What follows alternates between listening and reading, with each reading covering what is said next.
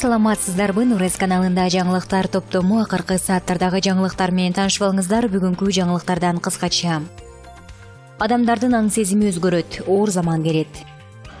Балбак Төлөбаев айлыкка кеткиле Балей Бишкек элдин арасына кирип бара жатат. Абылгазиев Сариевдин жолун жолдойбу. Алдыда ушул жана башка жаңылыктар менен кененирээк таанышып алыңыздар. Видеону аягына чейин көрүп, каналга катталып, лайк басканды унутпаңыздар.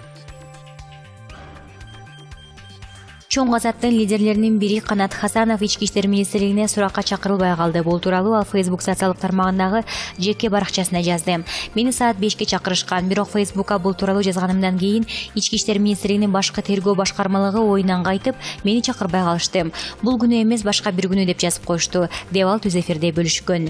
Ошондой эле Хасанов болжолдо ушул эле маалда анын досу жана кесиптеши Бакы Жумашев ага каршы депутат Кубанычбек Жумалиевдин атынан жазылган арызды алып келип каттаган. Чоң Азаттын лидерлеринин бири берилген материалдардын негизинде кылмыш ишин козгоого болоруна шектенип, бул боюнча эл өкүлүнө кайрылган. Троллдорду, каналдарды жалдоо эмне эле кыйналып жатасыз, деген Хасанов. Жаныңарды коелу, Кудай жалагасын, капиталдарыңарды мыйзамдаштыргыла, төлөөчүнү төлөгүлө, айыбыңарды мойнуңарга алгыла, салыктарды төлөп бейкапар жашагыла. Алар менин чөнтөгүмө эмес, пенсия, пособие дагы төлөгөнгө кетет. Эмнеге эле тырмышып жатасыңар түшүнбөйм. Эч нерсе колуңардан келбейт. Кандай иштеп жатканбыз, ошондой эле уланта беребиз биз. Сөзүнүн жыйынтыгында ал Сыймык Жапыкеев да азырынча суракка чакырыла электигин кошумчалаган. Эске салсак, буга чейин Канат Хасанов ички иштер министрлигине күбө катары суракка чакырылган. Ага чейин Вести.kg ЭККМК Кубанычбек Жумалиевдин мүлкү боюнча сотко чейинки өндүрүш баштаганын жазган. Башкы прокуратура ЭККМКнын кылмыштардын жана жоруктардын бирдиктүү реестрине мыйзамсыз баюу жана кызмат адамынын ишкердик ишине мыйзамсыз катышуу беренелер боюнча каттаганын маалымдаган. Аталган сотко чейинки өндүрүштүн алкагында Жумалиевдин уставдык капиталда үлүшү бар жана өзү негиздөөчүсү, ошондой эле жетекчиси болгон кыймылсыз жана кыймылдуу мүлктөр аныкталган. Ошондой эле Жумалиевдин жакын туугандарына таандык көп сандагы мүлк аныкталган, деп жазылган Финполициянын маалыматында. Ал эми депутат өзү милицияга Сыймык Жапыкеевге каршы арыз менен кайрылып, колуна Куран китебин кармап, эч качан коррупцияга аралашпаганын айткан. Бишкек шаарынын мэриясынын аппарат башчысы Балбак Төлөбаев шаардын тургундарын айылга барууга чакырды. Бул тууралуу өзүнүн Facebook'тагы баракчасына жазып чыкты. Инфекциялык оорукана толду. Балей Бишкек элдин арасына кирип бара жатат. Ушуга чейин жакшы кармадык. Дагы эле бири-бирибизди уксак кармасак болот. Аралыкты сактап, эл көп чогулган жерде маска кийели. Колду жууп, оозду чайкап туралы. Колдон келсе, иш жок болсо айылга бара турган оң, деп Төлөбаев жазган. Булак Nazarnews.kg. Өкмөт башчы Мухаммедкалый Абылгазиевдин өлкөдө коронавирус илдетинен айынан кыйынчылыктар болуп жатканына карабай эмгек өргүсүнө чыгышы коомчулукта ар кандай пикирлерди жаратып жатат. Ал эми өкмөт башчы чарчагандан эс алууга чыкпай, жогорку кеңеште радио жыштык маселеси боюнча маселе көтөрүлгөндөн кийин тергөөнүн калыс өтүшүнү өбөлгө түзүү аракети менен түшүндүрдү. Эгер тергөө бир канча айга же жылга созулса, эс алып жата береби? Канча күнгө эмгек өргүсүнө чыкканы боюнча так айтылбаганын артында өзүнчө бир саясат жаткандай. Мурдагы өкмөт башчы Темир Сариев жол айынан эс алууга чыгып, ушул убакка чейин эс алып жүрөт. Мурдагы өкмөт башчы Темир Сариев жол чырынын айынан эс алууга чыгып, ушул убакка чейин эс алып жүрөт. Абылгазиев Сариевдин жолун жолдогону калды окшойт. Жогорку кеңештин депутаты Акылбек Жапаров: мен көптөн бери премьер-министр болгонго даярданып жүрөм. Эгер болуп калсам 7 айда жыргатам дегенин эске алсак, анда өкмөт башчы Мухаммедкалый Абылгазиевдин эс алуусу көпкө чейин узарышы мүмкүн. Депутат Акылбек Жапаровдун бул сөзүнөн кийин Мухаммедкалый Абылгазиев боюнча ар кандай компроматтар соц тармактарда таратылганына караганда абалы оор окшоп калды.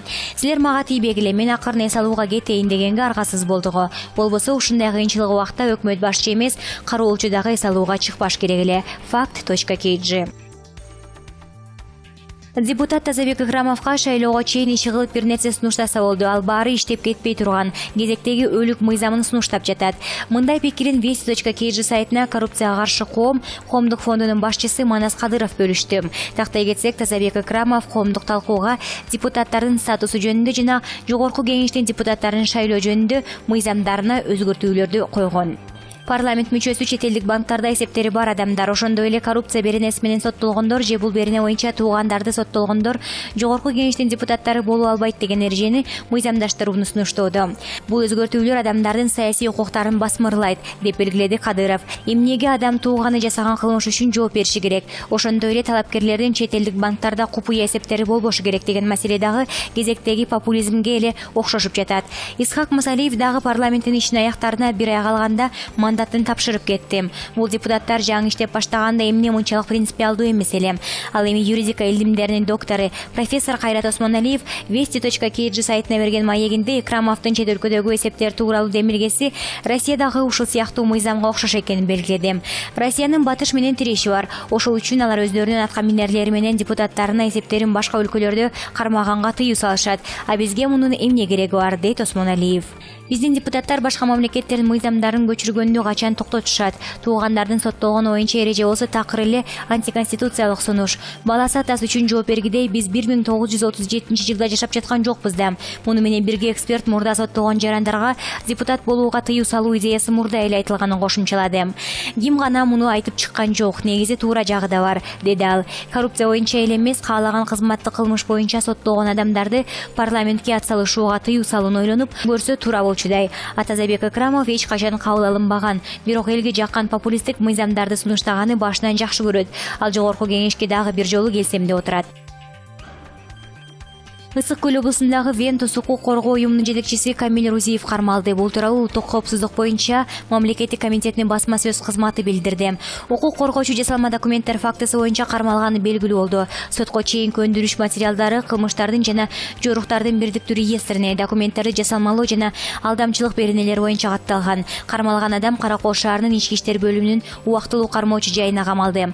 УКМК аталган адамдын башка кылмыш фактыларына катышкандыгын аныктоо үчүн ыкчам тергөө иш-чараларын жүргүзүүдө, деп билдиришти басма сөз кызматынан. Ванганын пикири боюнча адамзатты келечекте ушундай турмуш күтүп жатат. Нурес каналынын бул көз ачыкка эч кандай тиешеси жок. Ванганын айтуусу боюнча адамзатты кандай келечек күтүп жатат? Анын алдын ала божомолдоп айткандарына өзүңүздөр баам салып көрүңүздөр.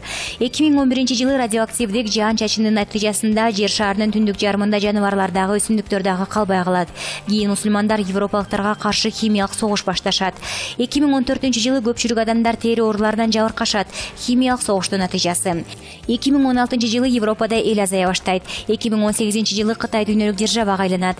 2023-жылы жердин орбитасы өзгөрөт. 2028-жылы энергиянын жаңы булагы табылат. Венера планетасына жөнөтүлүүчү космикалык кеме старт алат. 2033-жылы уюлдук муздар эрип дүйнөлүк океандардын деңгээли көтөрүлөт. 2043-жылы дүйнөлүк экономика дүркүрөө өсөт. Европаны мусулмандар башкарышат.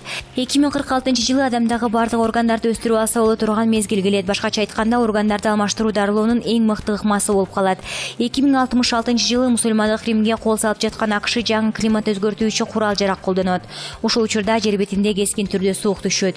2088-жылы оорунун жаңы түрү, бир нече көз ирмемде картайып кетүүчү оору пайда болот. 10 жылдан кийин анын дарысы табылат. 2111-жылы адамдар киборгторго айлана башташат, тирүү роботтор.